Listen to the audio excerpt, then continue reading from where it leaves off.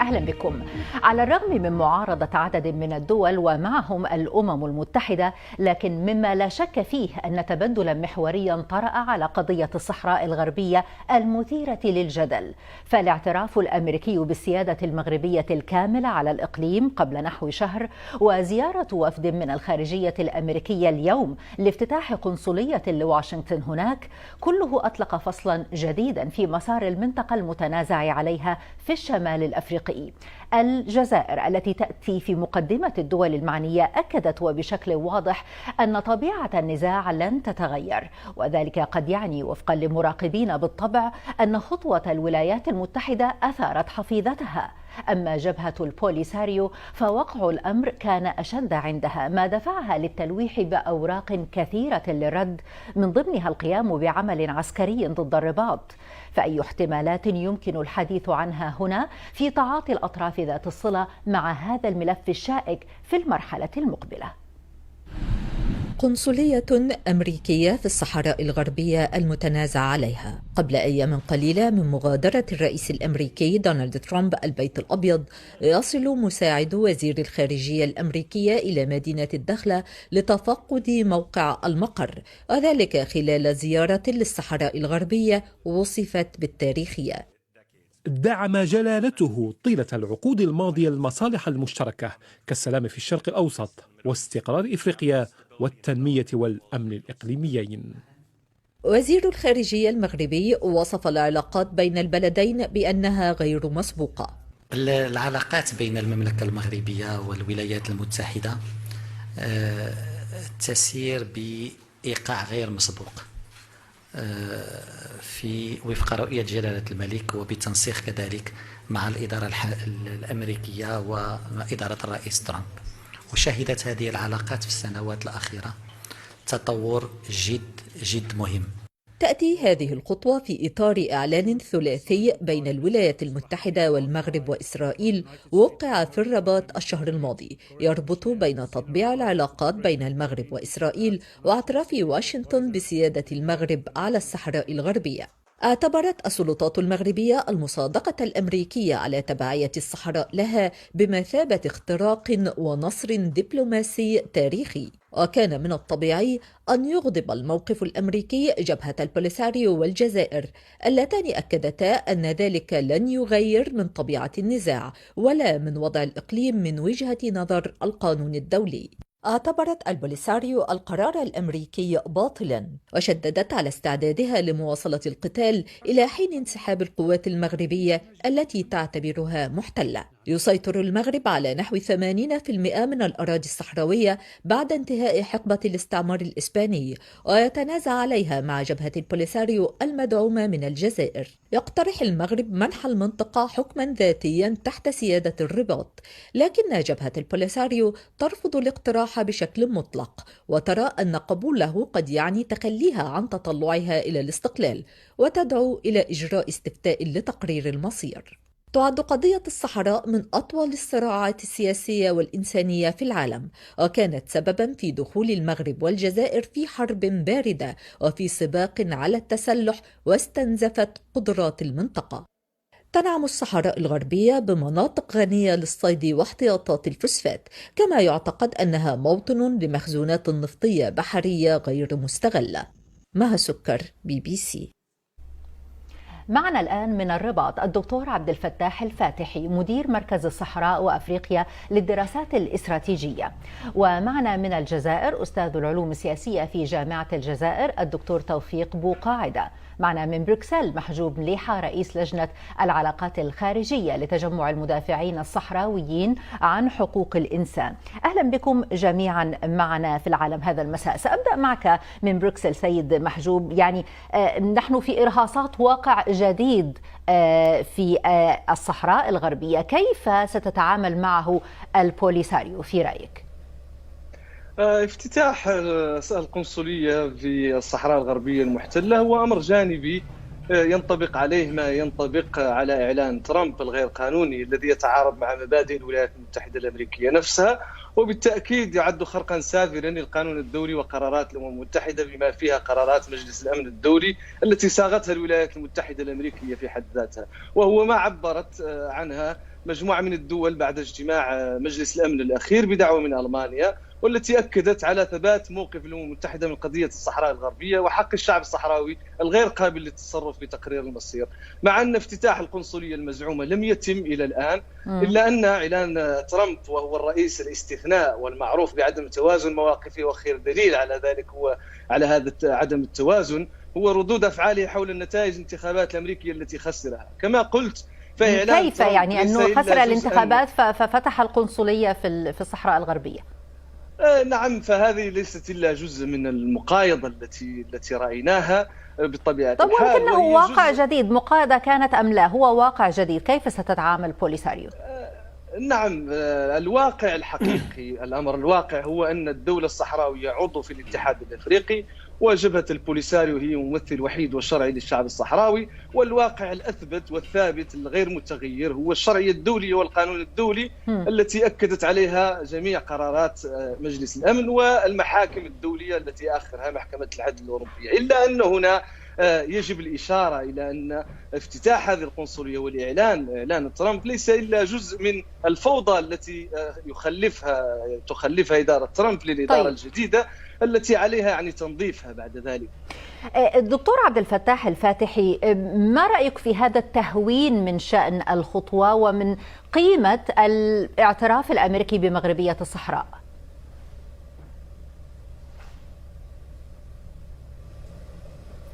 نعم، المؤكد حقيقة هو أن لا أحد يمكنه يعني أن لا يحس بقوة الموقف الأمريكي الجديد، وبأن هناك تغير استراتيجي كبير، وبأن المغرب يعي بأن المسألة لم تحل على المستوى الأممي، ولكنه يقوي موقفه التفاوضي بشكل عميق وبشكل كبير مع دولة عضو في مجلس الأمن ولها يعني حق النقد الفيتو، وهي المسؤولة عن ديباجة كل مسودات قرارات مجلس الأمن المتعلقة بالصحراء، وعضو فاعل في مجموعة أصدقاء الصحراء.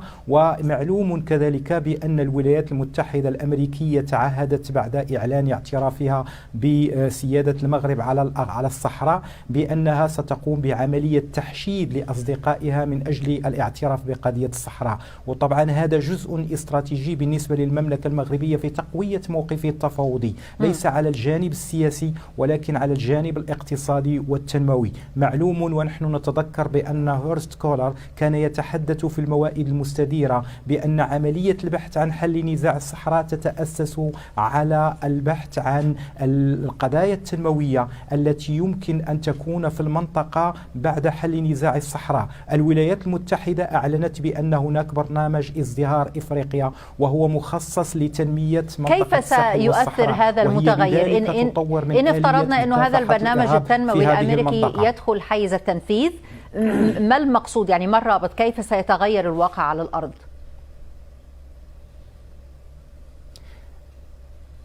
المقصود هو أن يكون هناك ثقافة جديدة بالنسبة للأطراف المرتبطة بقضية الصحراء، بأنه يجب إزالة قضية الصحراء يعني من إشكالاتها السياسية حتى تنعم المنطقة بالأمن والاستقرار والتنمية الاقتصادية. وهناك يمكن القضاء على مشكل الانفلات الأمني وعلى الجماعات الإرهابية بمنطقة الساحل والصحراء لا تعاني منها يعني ولكن يعني ما فهمناه أن رفض مغربية الصحراء هو موقف مبدئي لا علاقة له بالمستوى التنموي والازدهار الاقتصادي في المنطقة. على الأقل هذا ما تقوله الجزائر. الدكتور توفيق بوقاعدة، يعني كيف ستتعامل الجزائر الآن؟ نحن نعرف أنها أعلنت رفضها للخطوة.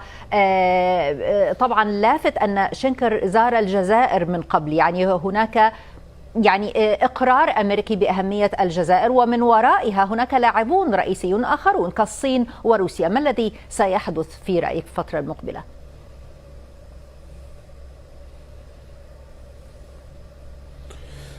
أكيد أن المغرب بحصولها على الاعتراف الأمريكي على سيادتها على الصحراء الغربية عززت من موقفها في مجال الدبلوماسي، لكن هذا التعزيز لا يمكنه أن يغير من الواقع شيئا في المسار القانوني الذي باشرته وتباشره الأمم المتحدة. الجزائر عبرت منذ البداية على استنكارها ليس بالنسبة للولايات المتحدة الأمريكية وإنما حتى للدول الأخرى التي فتحت قنصليات لها في الصحراء الغربية، وعبرت بأن ذلك هو خرق للقانون الدولي ومساس بالشرعية الدولية، بما في ذلك الولايات المتحدة الأمريكية التي كانت ولا تزال باعتبارها القوة الأعظم الحامية للقانون الدولي. وبالتالي فالسياسة التي انتهجها ترامب أضرت بسمعة الولايات المتحدة الأمريكية في حماية القانون الدولي والشرعية الدولية. الجزائر دائما ما كانت تقول وتعبر في كل منابر بأنها ليست طرفا معنيا، وإنما هي طرفا محايدا وطرفا يسعى إلى العمل على إيجاد الحلول الكفيلة لإخراج المنطقة من وهي حالة مقطوعة العلاقات بينها وبين المغرب منذ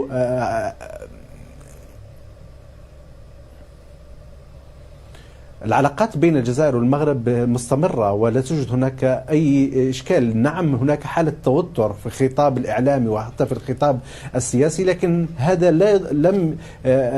لم يؤثر بشكل كبير على طبيعة العلاقة في بعدها السياسي. نعم هناك حالة قطيعة في المجال الاقتصادي، وإن كان أن كل المؤشرات الاقتصادية لازالت المغرب تعتبر هي الدولة الأكثر تبادل تجاريا مع الجزائر في منطقة المغرب العربي.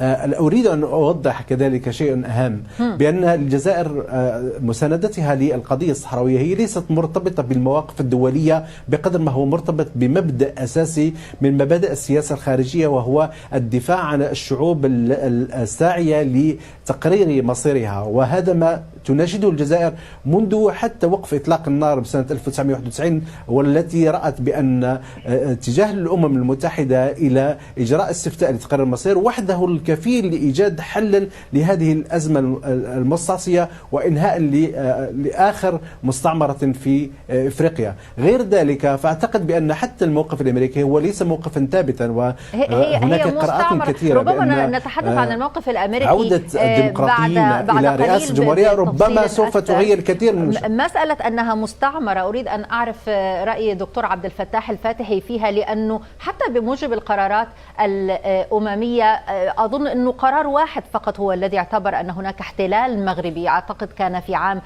79 على ما أذكر. هل توافق على توصيف مستعمرة مغربية؟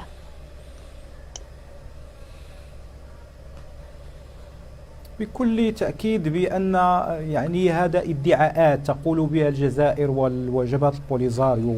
لا توجد أي وثيقة في الأمم المتحدة تؤكد بأن يعني المغرب بلد محتل. كل ما فيه الأمر هو أن المغرب هو الذي وضع ملف الصحراء في 62 في اللجنة الرابعة لتصفية أو للمناطق الغير المتمتعة بالحكم الذاتي. إذا مجلس الأمن لا يمكن أن يناقش يعني المبادئ الثابتة، ولكن يناقش المبادئ الغير ثابتة. معلوم أن الصحراء كانت مستعمرة إسبانية، ولا أحد من قبل كانت له الملكية عليها سوى العلاقات التي أثبتتها المحكمة العدل الدولية بأن هناك روابط ثقافية ودينية وتاريخية فيما بين القبائل الصحراوية والملوك العلويين، لكن لا توجد أي وثيقة تؤكد أو تقول بأن هناك احتلال. إذن هذه ادعاءات غير مؤكدة. حتى أن المملكة المغربية هي الدولة التي تحرص على يعني تطبيق قرارات مجلس الأمن الأخيرة، وموقف المغرب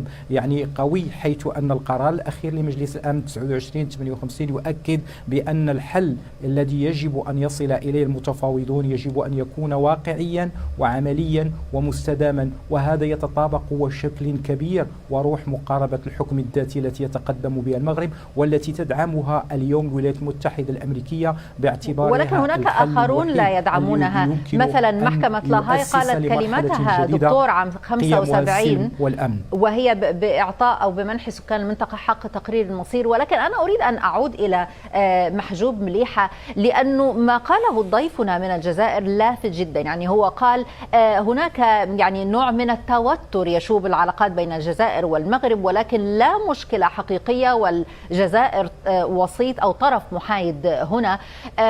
يعني ماذا لو تصالح المغرب والجزائر؟ قد يتصالحان يوما ويترك البوليساريو يجابه هذا الوضع لوحده. الجزائر داعم كبير للبوليساريو، لا يستهان بمستوى الدعم، وشهدنا أن السعودية وقطر تصالحتا مثلا. ماذا إن حدث ذلك؟ بالنسبة لدعم الأشقاء في الجزائر لقضية الصحراء الغربية، فهذا مرتبط بمبدأ دعم الشعوب في حق تقرير المصير، ومبدأ ثابت لدى الشعب والقيادة الجزائرية. هذا من جانب. أما فيما يخص الاحتلال، وضع الاحتلال الذي عبر عنه الضيف من الرباط، ففي القانون نعيدكم هنا إلى القانون الدولي الذي لديه ثلاث يعني صفات لا رابع لهما لتواجد الدول على الأقاليم. هناك السيادة والتي ينفيها حق تقرير المصير بشكل مباشر، وعدم الاعتراف الدولي كذلك. هناك الإدارة وهي التي لا زالت ملكا لإسبانيا القوى الاستعمارية. ثم هناك صفة الاحتلال، هي الصفة التي تنطبق على التواجد المغربي بالصحراء الغربية. من جهة أخرى فالإقليم يعرف عودة إلى الحرب منذ خرق المغرب لاتفاق وقف إطلاق النار بتاريخ 13 نوفمبر 2020، وعودة الحرب ليست إلا انعكاس لفشل الأمم المتحدة والمنتظم الدولي في إيجاد حل سلمي وتصفية بعودة الاستعمار. الحرب تقصد تلويح البوليساريو أو كان تصريحا حتى بأنه قد تكون هناك أعمال عسكرية ضد المغرب؟ أؤكد لك أختي الكريمة أن هناك عمليات عسكرية منذ 13 نوفمبر و 14 نوفمبر 2020 مستمرة على طول جدار التقسيم، أطول جدار تقسيم في العالم والمليء بالألغام في الصحراء الغربية. ولكن كيف انتهت هذه العمليات بالقرب من في محيط قرقرات؟ يعني انتهت يعني المغرب وضع المنطقة تحت السيطرة. قد تكون هناك استراتيجية عسكرية قد لا نعرفها جميعا، ولكن أؤكد لك أن هناك عمليات عسكرية مستمرة على طول الجدار وقصف يومي، وهو ما نأسف له حقيقة. نأسف للفشل الدولي وفشل الأمم المتحدة في إيجاد حل يضمن حق الشعب الصحراوي في تقرير المصير. أما بالنسبة للشعب الصحراوي في الطريق أو خارطة الطريق واضحة، واتجاه الشمال واضح، وهو النفس الطويل في المقاومة المشروعة والالتفاف التام حول جبهة البوليساريو كممثل شرعي ووحيد للشعب الصحراوي، وهو ما يعني سيثبت الزمن إن كان هذا سيحدث لو تخلى داعمون رئيسيون، وهو ما كان سؤالي سيد محجوب. ولكن أتحول إلى دكتور توفيق مرة أخرى وأسأل عن خيارات الجزائر هنا. هناك من يعتبر أن الجزائر ستتحرك تحت مظلة الاتحاد الأفريقي، باعتبار أنه هناك في مواد يعني التأسيسية لميثاق الاتحاد ما يمنع أن بين هلالين تعتدي دولة على دولة أخرى. يعني صحراوية أو مغربية الصحراء هي شيء جدلي جدا ويسبب انقساما في الاتحاد الأفريقي. هل تتصور أن الجزائر يمكن أن تعول على دعم الاتحاد؟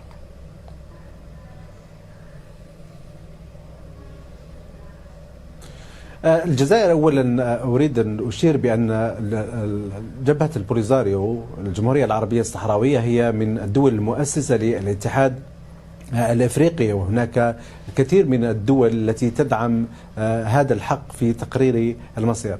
الجزائر تسعى بكل الوسائل لإيجاد حل لهذه المسألة، سواء داخل الاتحاد الأفريقي أو داخل الجامعة العربية أو تحت مظلة الأمم المتحدة.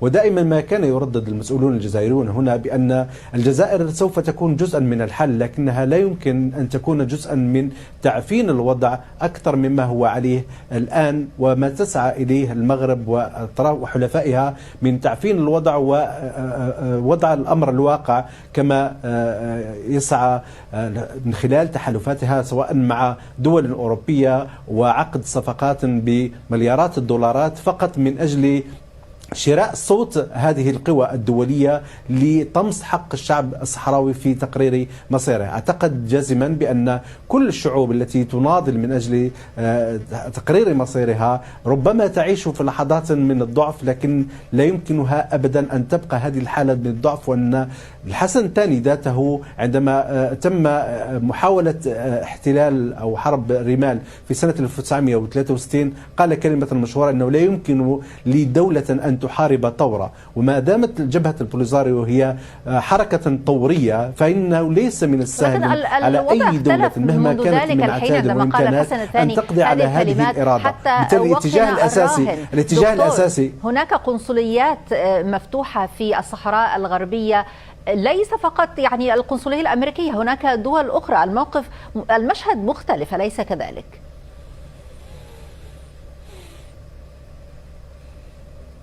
نعم، هناك الكثير من المواقف التي تغيرت في الفترة الأخيرة، وأن حركة الزمن والتاريخ ربما سوف تحدث هناك شيء الذي يغير كذلك المعادلة، وتصبح الأطراف المؤيدة لحق الشعب الصحراوي أكبر بكثير من الأطراف المؤيدة الآن للمغاربة. بالتالي فأعتقد بأن الحل الأساسي وعلى الأمم المتحدة وعلى المنتظم الدولي هو ضرورة أن يسعى بكل ما تحوزه من ترسانة قانونية ومن إمكانات لدفع الأطراف إلى طاولة المفاوضات، لأن التفاوض هو وحده الكفيل لإيجاد حلولا لهذه الأزمة. غير ذلك والاستقواء بالأطراف الأجنبية والقوى الدولية لا يمكنه أن يقدم حلا ربما يؤدي إلى إضعاف القضية، لكنه لا يمكنه أن يقتلها أو يجد حلا مناسبا لها.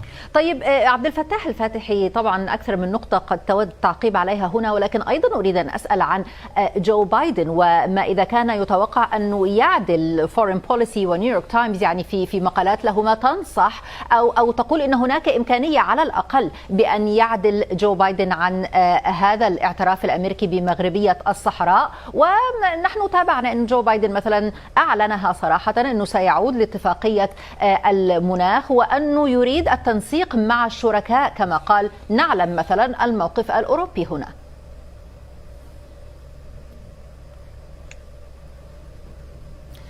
طبعا دعيني في البداية أعرج على بعض النقط لأؤكد بأن هناك طوباوية سياسية مثالية كبيرة في الخطابات السياسية الجزائرية. يجب كذلك أن نؤكد بأن مختلف التنظيمات الإقليمية بما فيها منظمة المؤتمر الإسلامي وكذلك جامعة الدول العربية تدعم السيادة المغربية على الصحراء، وكذلك حتى الاتحاد الإفريقي بعد عودة المغرب إلى الاتحاد الإفريقي اليوم هناك 14 دولة إفريقية فتحت قنصلياتها هناك. يجب كذلك التأكيد بأن هذا التطور الذي يعرف الموقف التفاوضي المغربي مؤسس له وله منطق واقعي وهو مسنود بالقرار الأخير لمجلس الأمن. يجب أن تكون هناك خيارات واقعية وبراغماتية.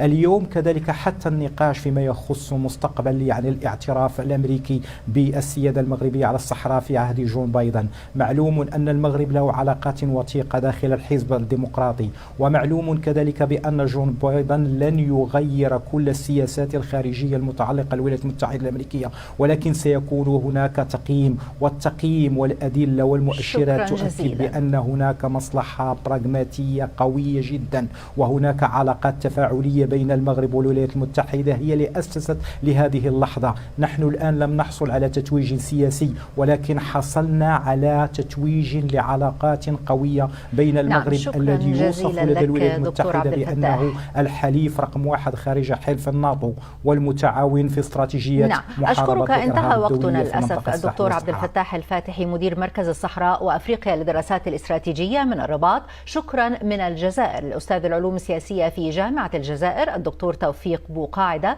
وأشكر من بروكسل محجوب مليحة رئيس لجنة العلاقات الخارجية لتجمع المدافعين الصحراويين عن حقوق الإنسان. العالم هذا المساء متواصل معكم وفيه. نحن أقل لا نأتمن سعد الحريري لوحده على الإصلاح في لبنان. جبران باسيل يهاجم رئيس الحكومة اللبنانية المكلف ويحمله مسؤولية